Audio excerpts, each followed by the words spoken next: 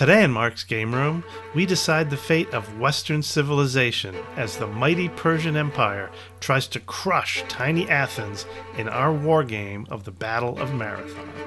We'll travel back in time and explore armor and artifacts from ancient Greece to try to make the game as accurate as possible. You know, Matt, there's actually a lot of controversy about where the Battle of Marathon even took place. After our archaeological adventure, we set up our war game and invited two new friends to the game room to fight for Greece. Will the Greeks become slaves or heroes? I went straight into them and I went to destroy the Persian army. The empire's huge. Life is cheap in Persia.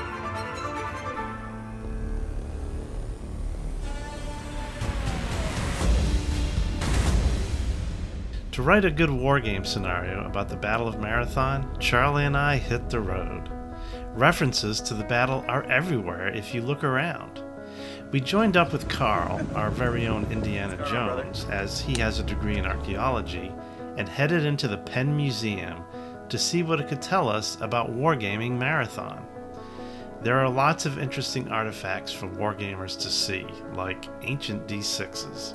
But what secrets do these artifacts hold to help us in designing a wargame scenario on the Battle of Marathon? So, Carl, how does the battle give birth to the modern marathon? Well, I think this Lekithos here gives you a pretty good idea of where that might come from. You see here they have runners on here. People in Athens had to be informed about the great victory. So, according to legend, they sent this guy Phidippides running all the way to Athens, and supposedly that correlates with the length of a modern distance marathon. And when he got to Athens, he actually went right to the people there and supposedly just said one word, Nike, victory.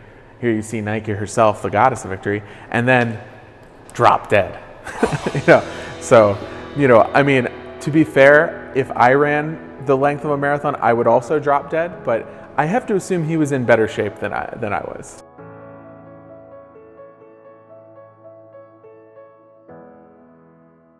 What can we learn about our scenario from these ancient coins here? I know we can often learn a lot about the scenario or the history from the people who made these coins. It's true.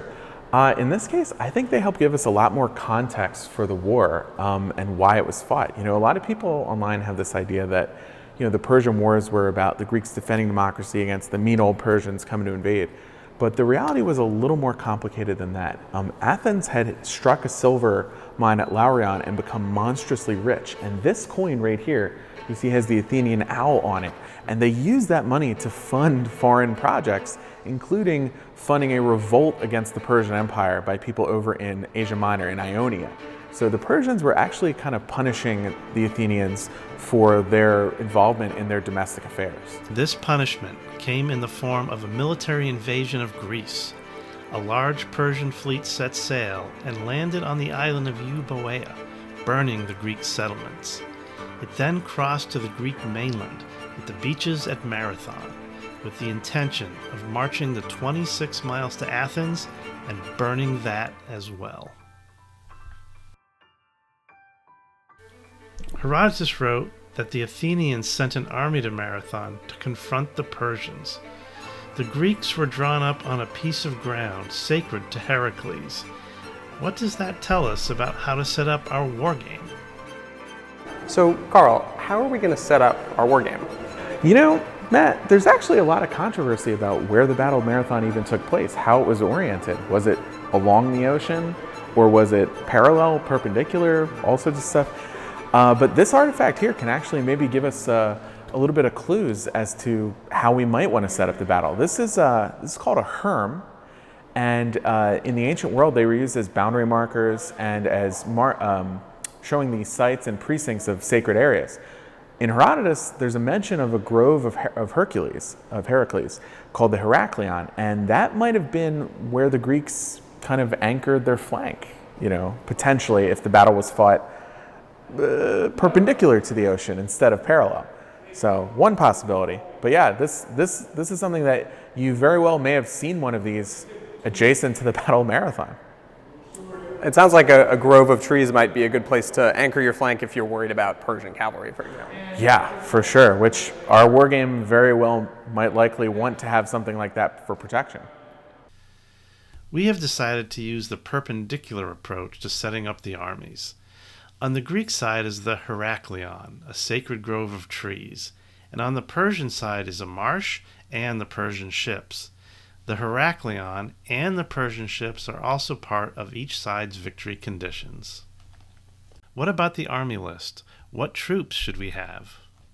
So, Carl, we're kind of entering this area where we're surrounded by all these Grecian urns, very decorative. What can we learn about the way that the armies of this period would have looked and how they might have fought? Yeah, well, I think this amphora in particular gives a really good look at what the Persians might have been armed with like. It shows Hercules fighting the Amazons, but the Amazons are always depicted as Eastern. So you can see here they've got Persian-style dress with pelta shields and bows as well as javelins.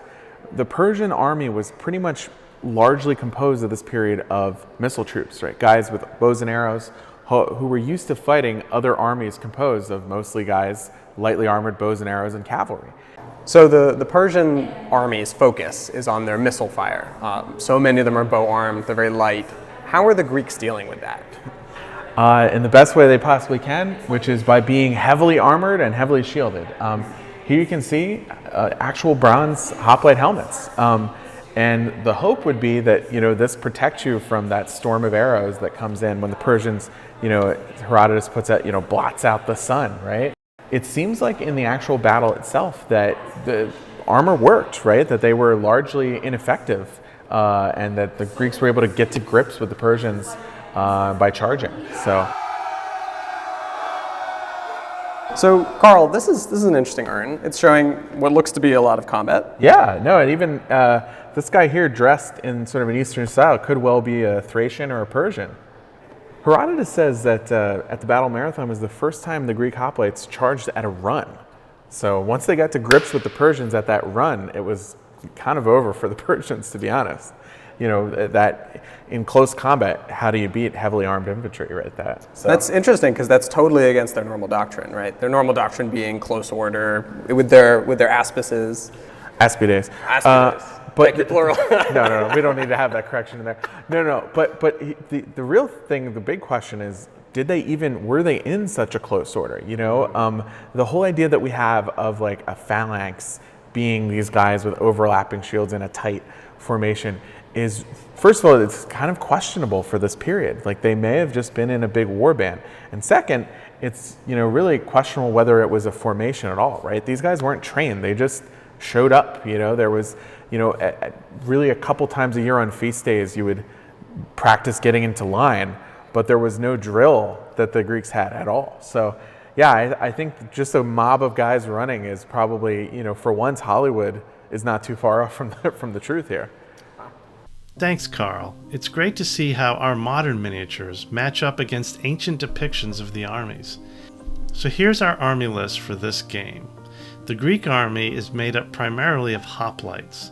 There are 7 Greek hoplite units which are classed as militia, and this is based on Carl's comments about a lack of training, and 2 hoplite units of chosen warriors which are classed as elite. They would be kind of Athens' best fighters. There are also 2 bow and 2 javelin-armed skirmish units. The Persians have more troops but are less well armored. There are 6 Persian infantry called spar, which also have bow capability, 4 unarmored marines, 2 slinger-armed skirmishers, and 2 elite immortals in the center.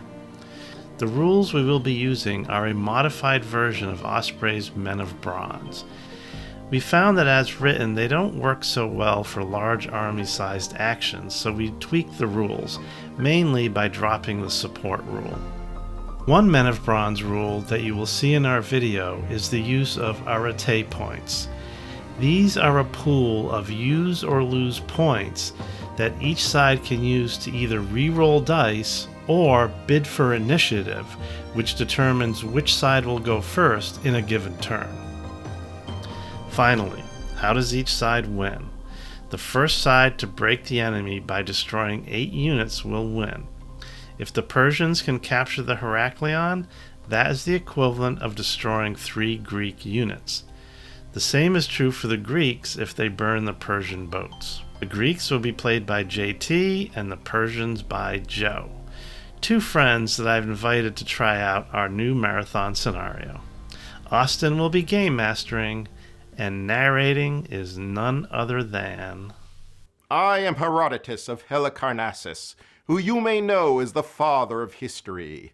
Dear viewers, I am here to tell you a story of when the Greeks and the Persians clashed on the plains of Marathon, so that it will not be without glory or forgotten to time.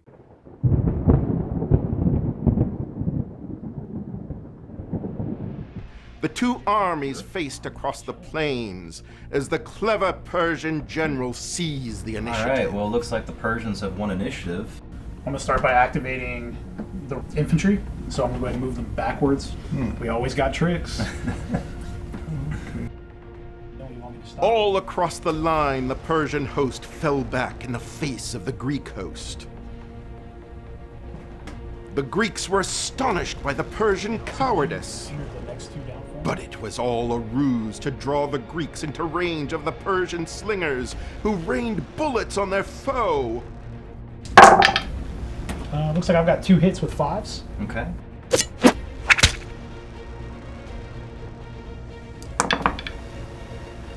So hits on this one. All right, so, I mean, that'll actually kill him. Go ahead and take them off the table. 4 hits. All right, he's dead. Payback is twice on Sunday. Both Persian slinger units destroyed. First blood went to the Greeks. Trusting in Zeus, the Greek hoplites moved forward. I'm going ahead, and I'm going to crush Joe. He's my friend, but it's okay. The Persian ruse, having been undone, left them with a choice: to keep running or prepare to meet the Greeks. Surely facing the might of Persia was suicidal!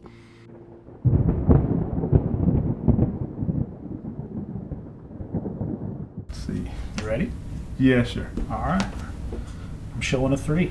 All right. A 2. All right, Persians have it again.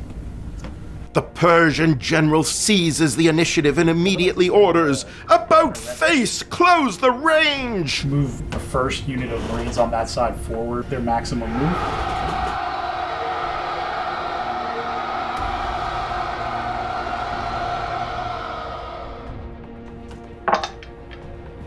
2 6s. Oh, but 1 miss. 1 miss. So you got, if you want to spend that 1 Arate point to reroll the one that missed, I do. if you get hit. Okay. I do want to respell. So I'm going to go to 7, and I'm going to reroll. 4. All right, you got it. The barbarian gods favor the Persian Marines, and hoplites fall to their javelins. But the Greeks are undeterred, and the line runs forward. You trying to break my center, JT? Looks like you got a wedge forming up there. It's going to push me right out of the way, huh? Well, what do you think? I think that's what you're going to do. Sounds like a good idea. If I keep rolling bad, that's exactly what you're going to do. Okay, yep. Straight into him, right?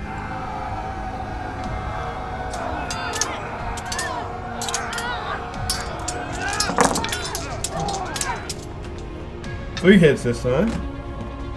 The hoplites get the upper hand and begin to hack down the Persian Marines. But the barbarians strike back! I'm going to spend 2 rep points and go to 2 to re-roll my 1 and my 2. All right. They feel hot. Let's see. Oh, no, exact same roll. Exact same roll. Not even one better. No 3s. Brains Only are having a ones. tough time today. Right next to these guys. Whew. With Poseidon and Zeus at their backs, the Athenians are driving the lightly armed Persian back against their boats. Can they stand?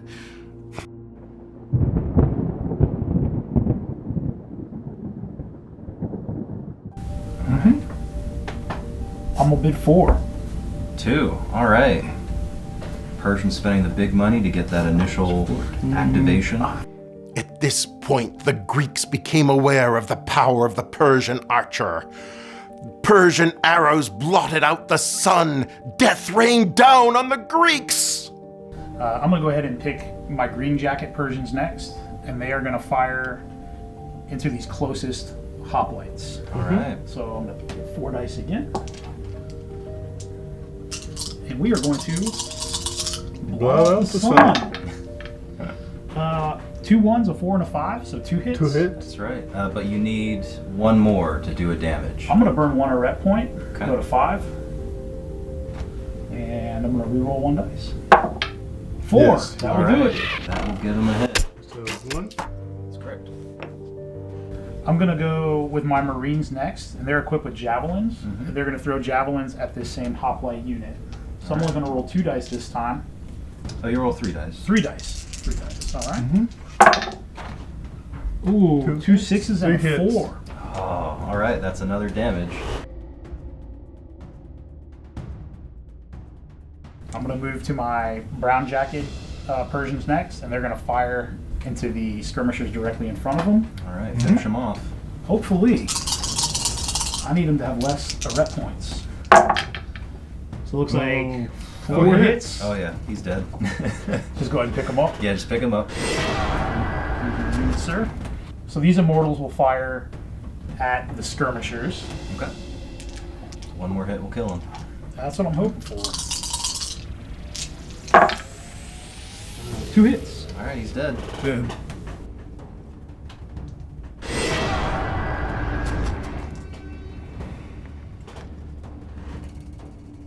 Suffering under the Persian arrow storm was too much for the Greeks. The word was given to move. Lay on into the barbarians! Yep. All right. All right. So close. This is exactly what I wanted. In the center, the Greeks' chosen warriors invoked the power of Zeus and prepared to drive back the Persian horde. The Greek line pressed into the Persians, the struggle being long and drawn out. In the center, the Athenian chosen warriors came to grips with the immortals, the advantage being with the barbarians.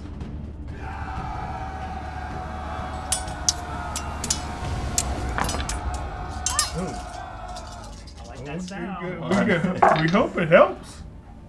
Oh, 4 hits. 5 hits. These are the immortals. They actually can't be killed. Well, not yet. Not yet. The contest between the chosen Athenians and the Persian immortals hangs in the balance. But on the beach, the Greek right flank drives for the Persian boats. 4 All right. hits. So the Marines die. The hoplites seem unstoppable in their fervor to burn the Persian boats. The Greeks close all along the line as the battle rages with Athenian versus Persian.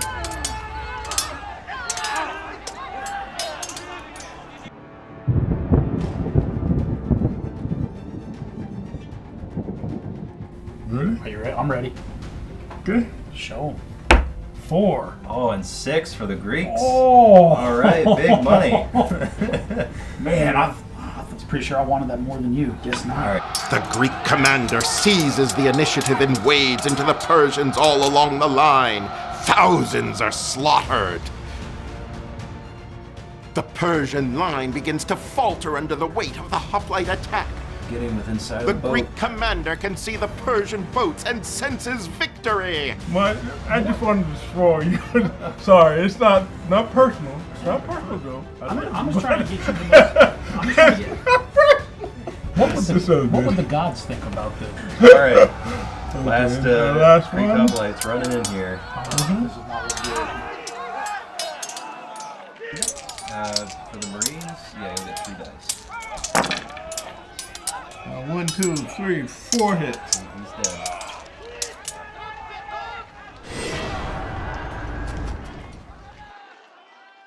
Greeks were crushing the Persian flanks. The last hope lay with the immortals. Could they break the Greeks in the center?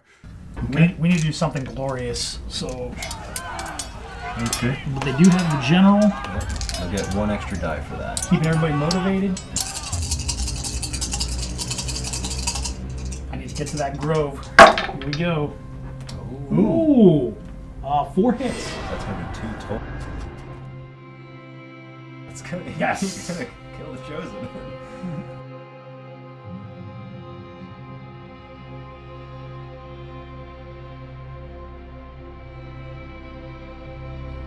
This was the climax of the battle. The immortals had broken the center, but on the wings the Greeks were triumphant.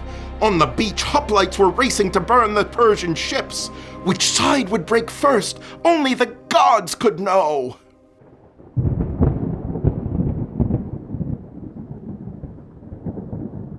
I'm ready. All right, let's show them. All right. 3, Actually, 1. 1. All right. So the Greeks are forfeiting the initiative to the Persians. The immortals press forward. They are the king's best troop and never fail. Turn them into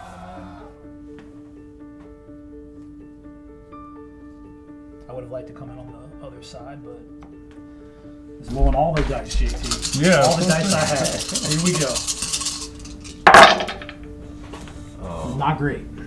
1, 2, 3, 4. Was that? That'll. Yes. All right. I think. Am I turning the tide? I feel like I'm turning the tide. With the backs to their ships, the Persian marines fight desperately to hold on.